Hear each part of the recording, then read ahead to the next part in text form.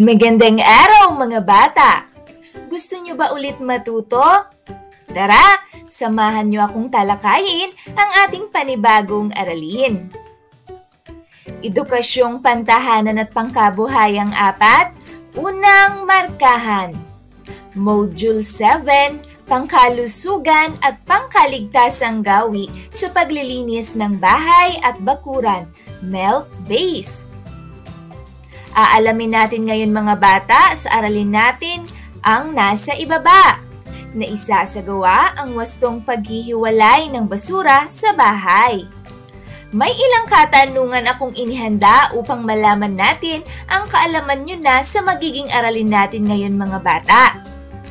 Panuto, piliin sa kahon ang mga uri ng basura na di nabubulok at mga nabubulok. Isulat ito sa kolum na nasa ibaba.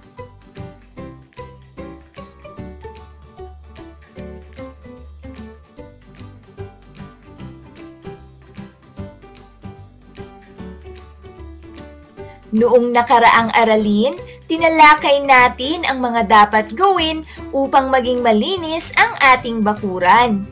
Kaya naman, muli nga nating balikan ang mga ito. May inihanda akong ilang tanong dito mga bata. Panuto, sipiin sa inyong papel at lagyan ng check ang patlang ng bilang kung ang isinasaad ng pangungusap ay wastong paraan ng paglilinis ng bakuran at X naman kung hindi. Unang bilang, ang mga basurang hindi nabubulok ay kailangang itapon sa malayong lugar. Ikalawang bilang, bunutin ang mga ugat ng mga ligaw na damo upang hindi na tumubo muli. Ikatlong bilang, pagkatapos walisin ang mga tuyong dahon, sunugin ito. Ikaapat na bilang, ang mga nabubulok na basura ay pampataba sa mga halaman. At ikalimang bilang, gamitin ang pandakot kung ilalagay ang mga tuyong dahon sa basurahan. Sa module na ito mga bata, matututunan mo ang panuntunang pangkalusugan at pangkaligtasang gawi sa paglilinis ng bahay at bakuran at ang wastong paghihiwalay ng basura. Ito ay makatutulong sa iyo at sa iba pang kasapi ng iyong pamilya upang mapanatiling malinis, ligtas at maayos ang tahanan.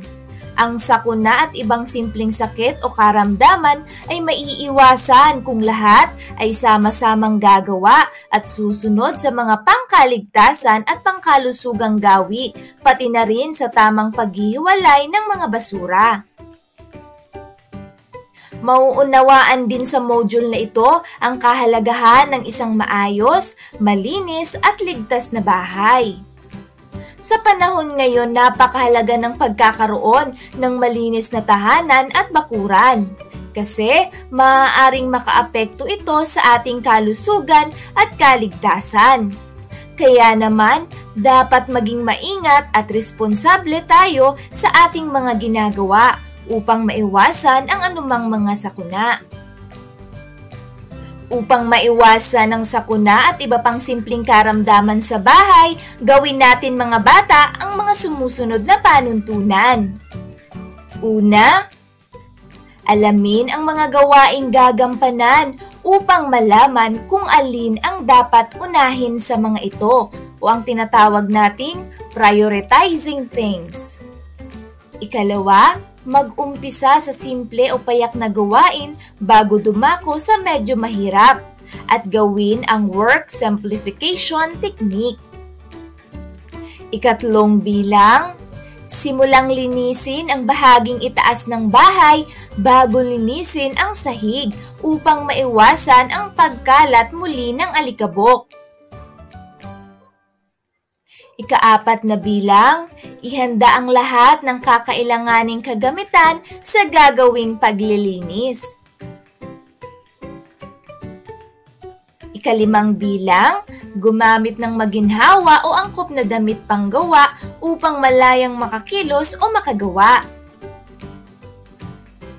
Ika-6 na bilang, Takpan ng ilong gamit ang malinis na panyo upang hindi malanghap ang alikabok na maaaring pagmulan ng simpleng karamdaman.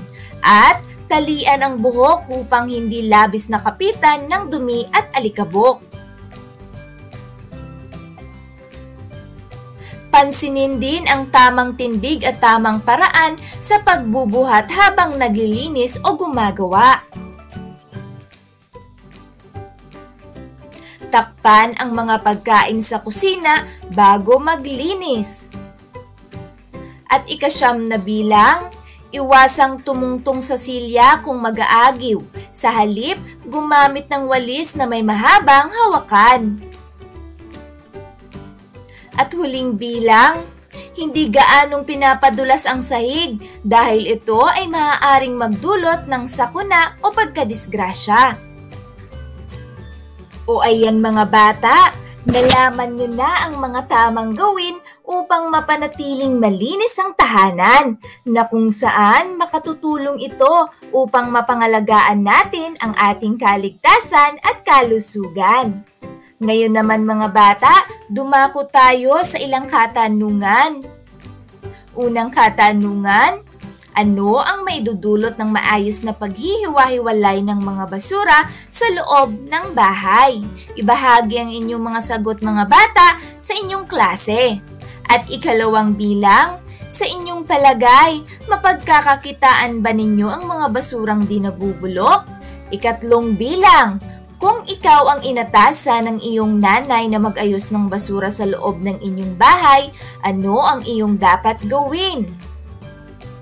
At ika-4 na bilang, anong kagamitan ang maaari ninyong gamitin upang maging maayos ang paghihiwa-hiwalay ng basura? At ika-5 bilang, ano ang maaari mong gawin sa mga basurang nabubulok? Kung tapos nyo nang sagutin ang mga katanungang iyan mga bata, dumako na tayo sa susunod nyong gawain. Panuto, isulat sa inyong papel kung ano ang maaari mong gawin sa inyong tahanan upang mapanatili itong maayos at malinis. Banggitin kung paano mo sinusunod ang mga pangkalusugan at pangkaligtasang gawi sa paglilinis ng bahay at bakuran. Ibahagi ito sa klase.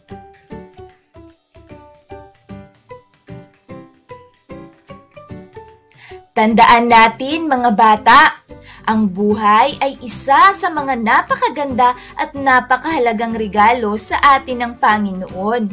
Kaya naman, kailangan ito ay mapangalagaan sa pamamagitan ng masusing pag-iingat at pagsunod sa mga tuntuning pangkaligtasan at pangkalusugan.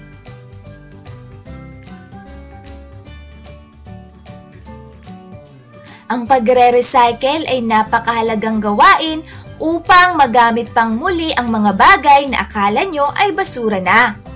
Kaya naman mga bata, gawin nyo nga itong nasa isabuhay natin. Ihanda ang sumusunod na kagamitan. Recycled cardboard kung meron, mosaic picture kung meron kayong larawan nyo o kaya namang ibang larawan na nakamosaic, at colored paper o kaya naman papel na galing sa lumang magazine. At ihanda rin ang gunting, glue o pandikit. Narito mga bata ang panuto sa pagsasagawa. Una, idikit ang mosaic picture sa recycled cardboard. Lagyan ng 1 pulgadang sobra ang bawat paligid nito. Gupitin ang sobra. Kalawa, gumupit ng 1 pulgadang lapad na recycled cardboard. Balutan ng colored paper o papel na galing sa lumang magazine at idikit sa paligid ng mosaic. Ikatlo, maaaring balutan ng plastic upang hindi agad marumihan ang larawan. Ika-4, isabit sa lugar na nararapat pagsabitan nito.